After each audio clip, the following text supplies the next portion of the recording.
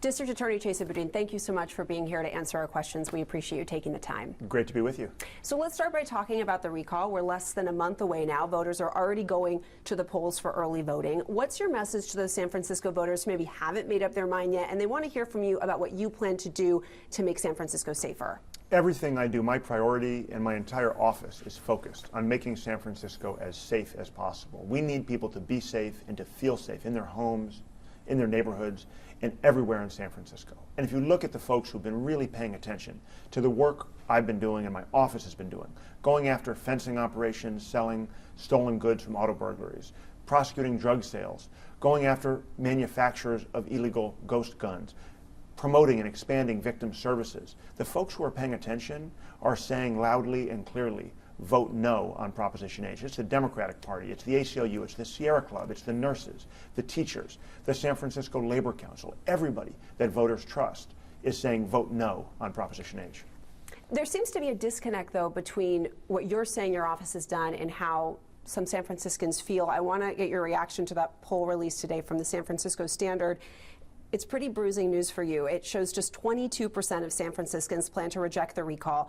57% say they support the recall. 21% say they're undecided. What's your response to that? Why do you think so many San Franciscans are unhappy with you? Well, the only poll that matters is the one on Election Day, and we've seen time and time again that polls, even really rigorous polls, are way off the mark. And this poll was done recruiting responses off of Facebook. It's not the kind of methodology that any serious pollster uses. I'm focused on what we hear from voters day in, day out, when we knock on doors, when we phone bank, when we do merchant walks, and the response is overwhelming. People are really upset that folks are trying to steal their election, undermine a free and fair election from 2019, and take away from voters the right to choose the next district attorney. We're focused on doing the job, and we're communicating with voters every day who are happy about the work my office is doing. But 83,000 San Franciscans did sign the petition to recall you. That's what the recall claims. The Department of Elections didn't verify that number. They simply said they met the threshold. And let's be honest about what the signature gathering process entails. It's paying people from out of state to fly in, and they get paid per signature they collect. You could qualify a ham sandwich for a recall in the state of California if you put enough money behind it. I have heard that from political operatives before about that it can be easy to get a recall on the ballot. But at the same time, the mayor's not facing a recall. The past district attorneys haven't been facing a recall. It does feel like there is something specifically about you that people are concerned about. Is that true of Gavin Newsom as well? Because he faced a recall. What we're seeing across California is dozens and dozens of elected officials all up and down the state, including our governor, facing frivolous recalls funded by Republicans that are long on money and short on facts. So let's talk about this overall feeling in San Francisco that the city's not safe, that there's a rise in crime, specifically property crime, that you can't go to park your car outside of a restaurant without the glass being smashed in, that you can't go to a CVS or a Walgreens without seeing somebody walk out with bags of stolen goods. Do you agree that something has changed in the city in the past few years? Absolutely. No question. We're living through a global pandemic. Everything has changed. People are wearing face masks. Tourism dried up entirely. Businesses went under. People lost their jobs. Lots of folks decided to move out of a city. Of course something has changed. What's dishonest about the recall and the millions of dollars in lies and attacks that they're spreading is that they're suggesting that all the changes in the last 2 years are because of my election. I wish I had the power. I wish I could do all of the things that need to be done in this city, but I am one man. We run one office. And we are facing not only historic challenges in a system, criminal justice system that has never worked anywhere in this country, but also a global pandemic that locked me out of my own office just 2 months after I was sworn in. But there is a feeling that your office is not holding people accountable. Well, sure. I mean, there's lots of stories you hear every day. But if you look at the facts, and I know as a journalist, you're working with facts, you'll see that my charging rate is actually higher than my predecessor or than other Bay Area district attorneys when it comes to pretty much every category of crime: domestic violence, drug sales, property crime. You'll also see that I'm taking the lead, and my office is taking the lead on innovative solutions to those problems, like the Operation Autopilot that we announced yesterday, where we took the lead on breaking up a fencing operation that was moving millions of dollars of goods stolen from parked cars in San Francisco across the state and across the planet. That's the kind of operation that is far more effective than simply sitting back and waiting for police to make arrests in auto burglary cases. Today in San Francisco, frustratingly, police only solve about 1% of reported auto burglaries. We can only prosecute the cases they bring us. There's a few things I want to circle back to you on that, specifically about the police, though, because you're right, police are not making arrests, and I've asked police about that, and the response that I get from them is a few things. One, they're getting calls for auto burglaries and these kind of low-level crimes at an alarmingly high rate that there's no way they can respond to all of them. Two, they feel, why would I respond to calls like that and make arrests if you're not going to prosecute them? And I've heard from some police officers who feel like they don't really feel like they can do their job. They're worried if something goes wrong, they fire their weapon, that you're going to be looking more to them instead of looking to the alleged criminal.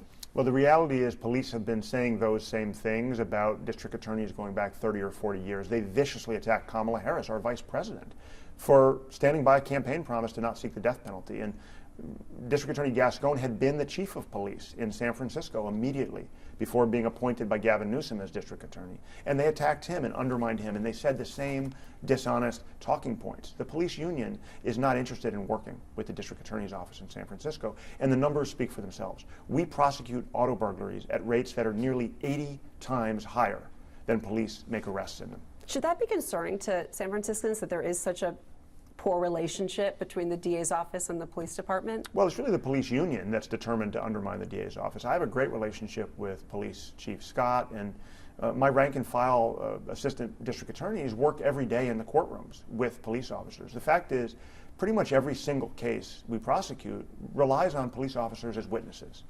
And if they won't do their job, or if they don't have the resources to do their job, then we can't do ours. They're upstream from us, and we need our police department to respond quickly to crimes, to investigate crimes, and to have the trust of the juries that they testify in front of, so that people believe the evidence that's being presented. That's how we secure convictions. That's how we hold people accountable. I want to talk about one of the hallmarks of your policy platforms, and that is diversion programs. So instead of sending someone to jail or prison, you send them to a mental health or a substance abuse treatment program.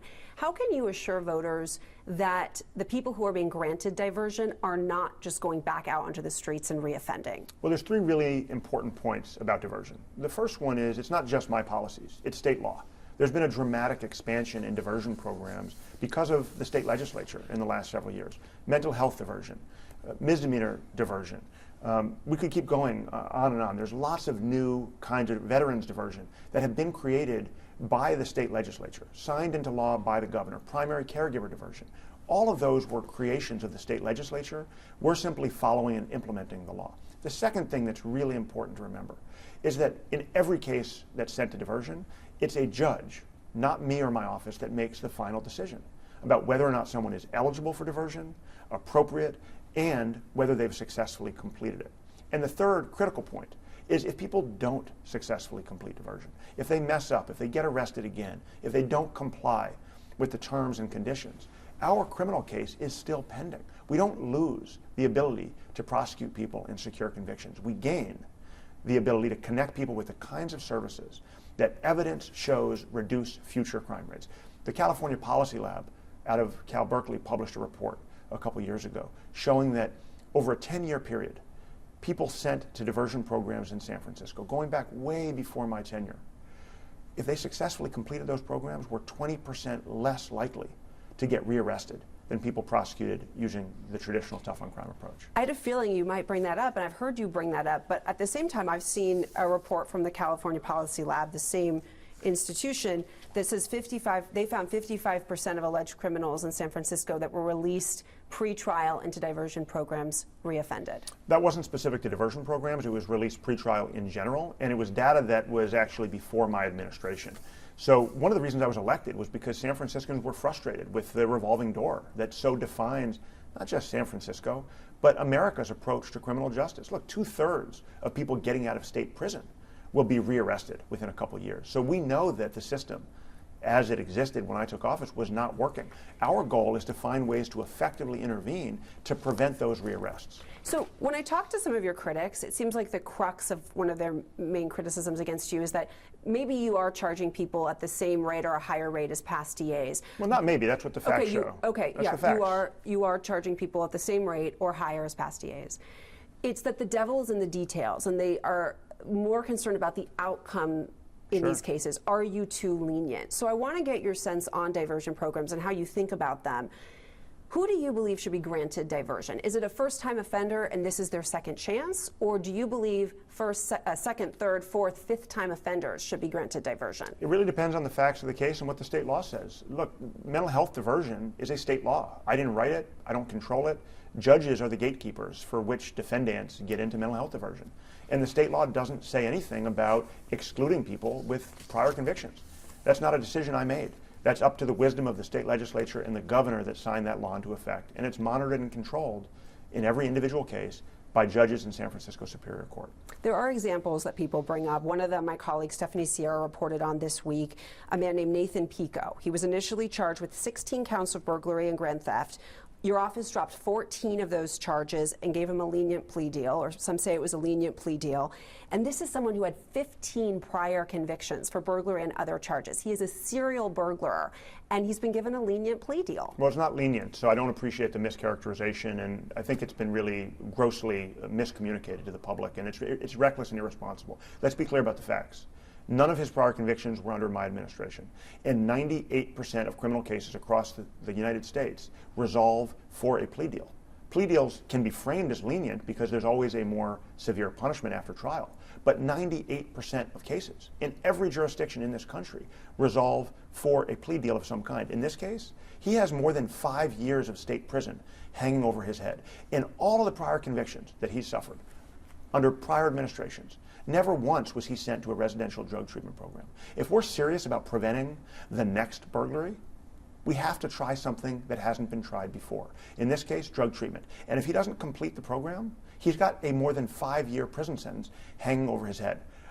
I don't know if you've ever spent time in a jail cell, but 5 years is not a lenient sentence for a property crime.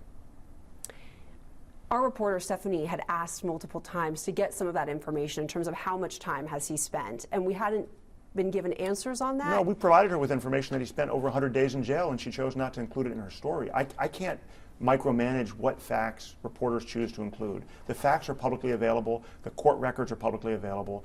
The prosecutor who handled that case has been a career prosecutor for more than 20 years, and he believed that this was a very, very serious sanction and an effective way to intervene on someone who previous traditional conviction, jail, probation approaches had obviously failed on.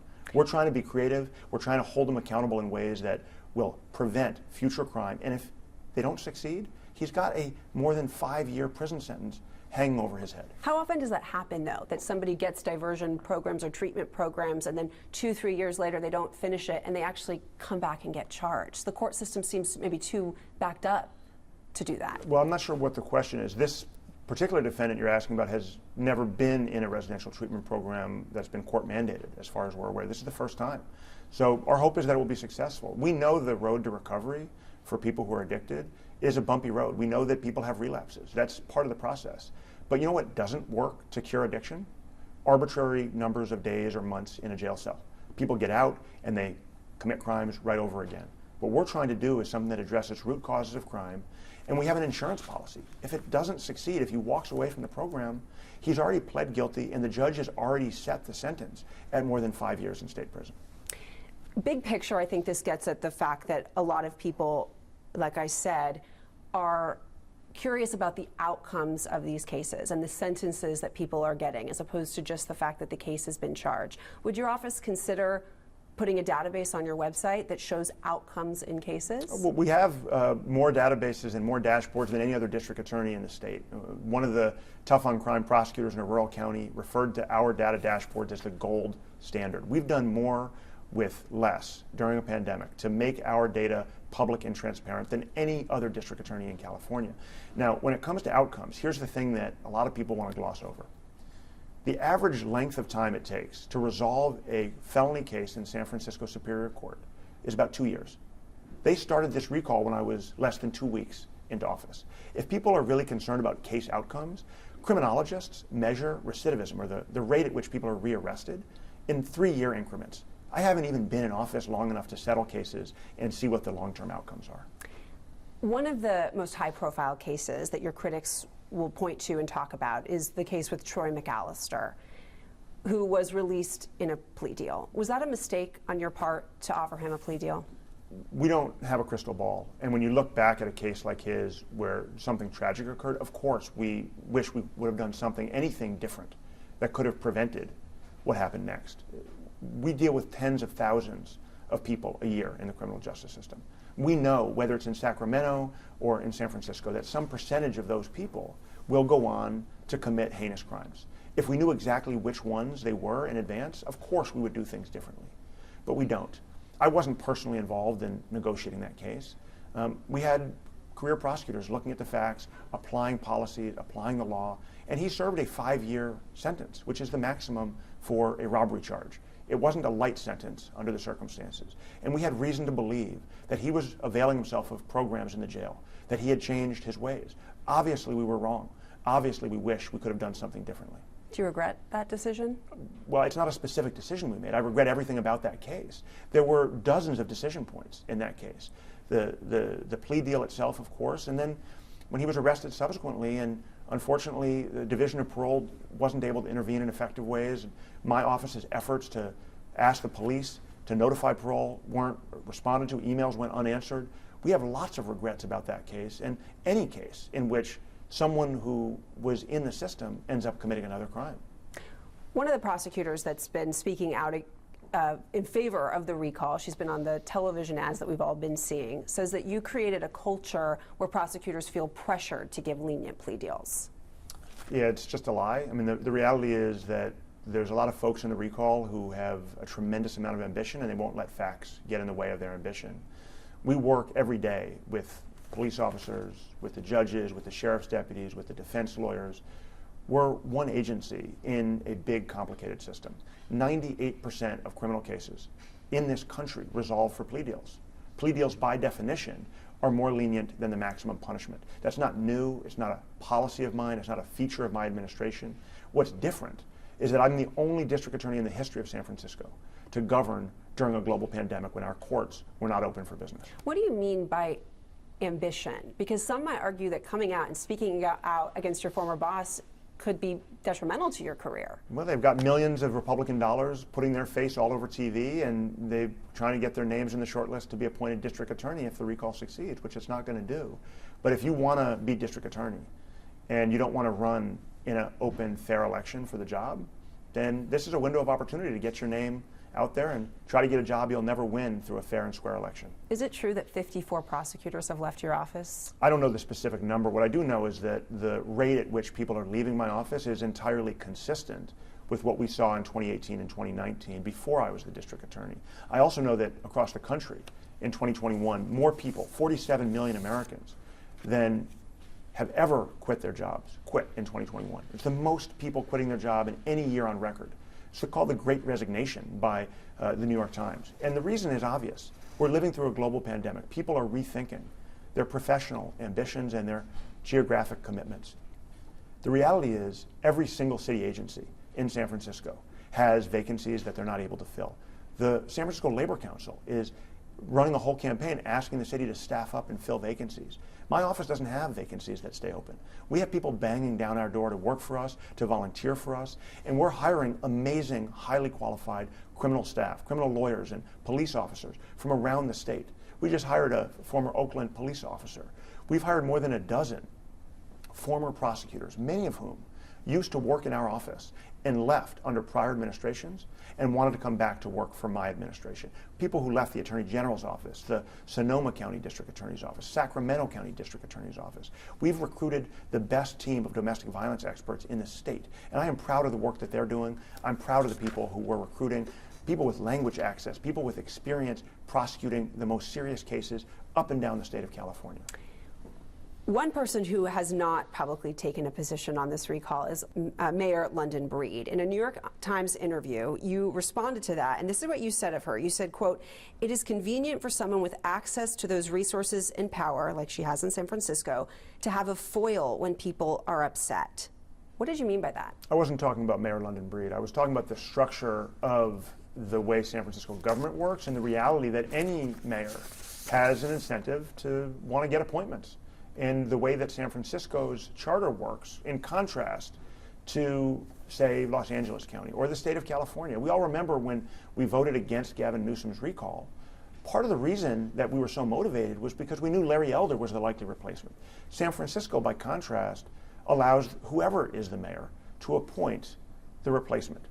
That was the nature of the conversation I had with the New York Times, emphasizing the fact that structurally there's an incentive for mayors who have so much control over San Francisco city and county government to want to have an opportunity to appoint their own people. I mean, right, but you did say here, when you have that much power, if people are upset, it's convenient to have a place to shift the blame. Sure, so not in reference to Mayor Breed at all. Well, it was in response and in conversation about Mayor Breed. And so are you saying that she's using you as a foil or a scapegoat? No, and I'm not going to have you put words in my mouth. I'm being very clear. It is a structural issue in San Francisco.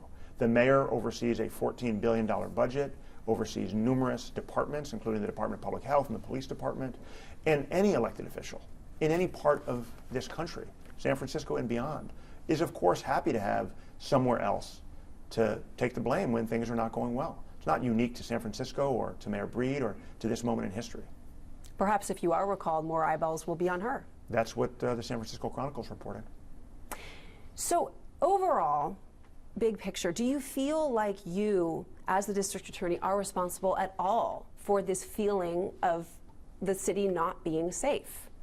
I'm responsible for fighting as hard as I can every single day to make the city safer. And I'm proud of the work we've done, and I know how much work we have ahead. And I know that the recall will make us less safe. It will undermine the work my office is doing. It will destabilize the district attorney's office. It will make the work we've done on projects like Operation Autopilot that just yesterday resulted in a massive bust of the auto burglary fencing operation, unable to continue. It will detract and undermine and destabilize law enforcement at a moment when our city desperately needs strength and purpose and vision. That's what I'm trying to bring every single day. If you're recalled, are you concerned about the future of the judicial reform movement? I'm concerned about public safety in San Francisco if I'm recalled, first and foremost, because it will mean that we will have had 3 separate district attorneys in a 3-year period. It will mean we may have as many as 6 by the time the next 2 election cycles are done. San Francisco voters deserve to choose who their next district attorney is, and they deserve to do it in the old-fashioned democratic way, when candidates who believe they can do the job and have a track record and a vision for success come forward and make those promises and make that pitch to voters directly. This recall will take away voters' right to choose who their district attorney is. It will destabilize my office, and it will go against the recommendations of the San Francisco Chronicle, the Democratic Party, the Bay Area Reporter, and virtually every single elected official who's taken a position in this race. The Labor Council, the nurses, the teachers, the people who are paying attention to the issues, who see the work that we're doing, including the leadership of San Francisco's Asian American community, current and former elected officials, the Rose Pack Democratic Club, and so many others, are urging voters to reject the Republican-funded recall. Do you think you have a chance of beating it? Absolutely. I'm feeling confident. Every single day we're talking to voters, we're talking to people when we knock on doors, and our volunteers are getting an overwhelming response. People do not like the lies and the dishonesty. They don't like the fact that the same person who has bankrolled this recall, William Oberndorf, to the tune of $650,000, gave Mitch McConnell more than $6 million to pack the Supreme Court with people who are overturning Roe v. Wade, who are undermining voting rights and attacking gun control. They don't want Mitch McConnell or William Oberndorf's agenda for public safety here in San Francisco, and that's why voters are going to reject this recall. District Attorney Chesa Boudin, thank you. We appreciate it. Thank you. Good to speak with you.